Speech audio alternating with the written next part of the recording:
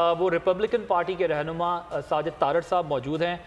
तारड़ साहब आजकल जो है वो बड़े वोकल आउटस्पोकन रहे हैं पाकिस्तानी मीडिया के अंदर। तारड़ साहब, thank you very much for joining us. मुझे ये बताइएगा कि जाहिर है आप तो अपनी पार्टी रिपब्लिकन के लिए बड़े होपफुल होंगे, लेकिन इस वक्त जो इलेक्शन हो रहा है अमेरिका के अंदर, खुद आपकी राय में किस हद तक आप समझते हैं कि आसान होगा आपकी पार्टी के लिए ये इलेक्शन जीतना? बिल्कुल आपने सही कहा। मैं ना सिर्फ अपनी पार्टी को जीता देख रहा हूं, मैं असली मंजरनामा आपके सामने पेश करता हूं कि आज हो क्या रहा है। सबसे पहला तो क्वेश्चन ये है कि आज बाइडन कहां है, बाइडन कौन सी बेसमेंट में या किस बीच पर बैठे हैं, कहीं नजर नहीं आ रहे। एक दूसरा, अगर वो 3.5 साल का इस वक्त अगर देखा जाए, उन्होंने अपनी सेहत की वजह से इलेक्शन से विड्रॉ किया है, तो ये अगर इलेक्शन नहीं लड़ सकते तो कंट्री कौन चला रहा है, ये दूसरा क्वेश्चन है। तीसरी बात यह है कि कैमला हैरिस बार बार ये कहती हैं कि वो नया चैप्टर शुरू करेंगी, नया दौर आएगा, लेकिन अभी जो कुछ 4 साल की अपनी फेल पॉलिसीज हैं उनको वो नहीं कर रही हैं। उनसे पूछा जब पूछा गया कि आप नया क्या काम करेंगी, उनके पास कुछ भी नहीं था सिवाय 3 चीजों के। इस वक्त अगर देखा जाए, एक तो उनके पास कार्ड है अफ्रीकन अमेरिकन का, दूसरा फीमेल, और तीसरा जो वो बहुत खूबसूरत हस्ती हैं उसको उन्होंने जॉय का नाम दे दिया। उन्होंने कहा जी मैं इस कंट्री को जॉय दूंगी।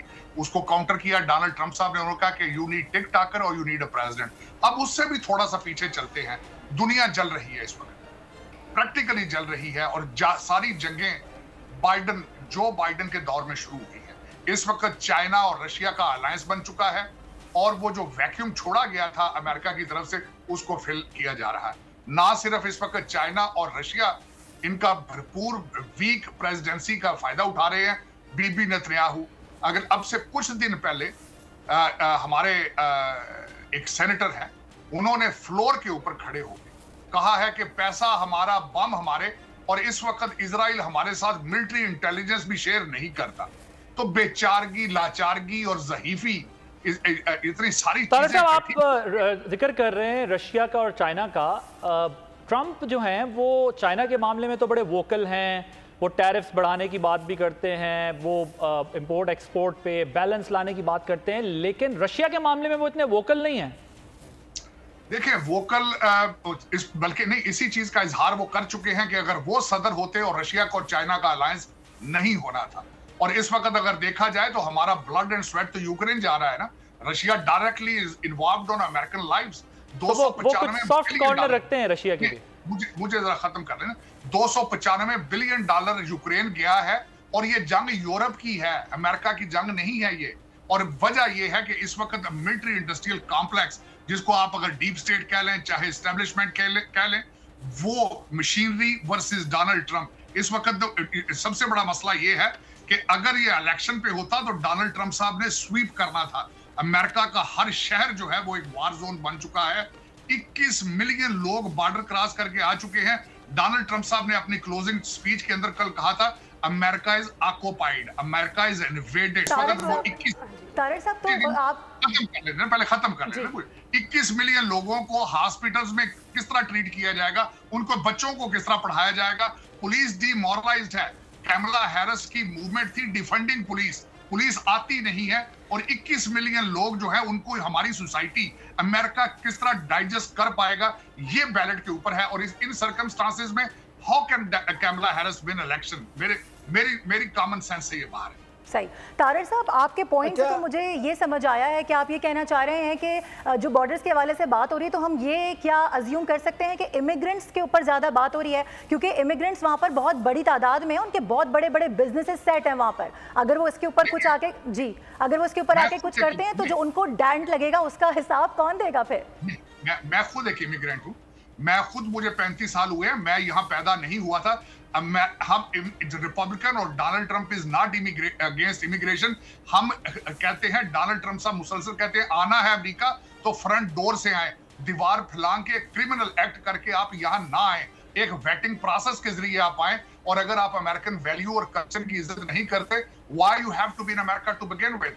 हम एक और सवाल पूछूंगी।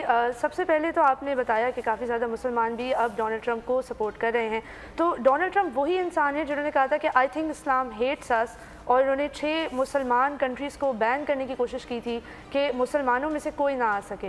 लेकिन फिर भी हम देख रहे हैं कि अरब अमेरिकन में से कुछ लोगों ने मिशिगन में उनके लिए सपोर्ट डिक्लेयर किया है। तो आप ज़रा हमें आगाह करें कि आपकी कैंपेन की ऐसी क्या स्ट्रैटेजी थी कि आपने मुसलमानों को कन्विंस कर लिया कि जो रिलीजन जिसको डोनाल्ड ट्रंप समझते हैं कि उनको हेट करते हैं, वही लोग अब डोनाल्ड ट्रंप के फेवर में निकल रहे हैं?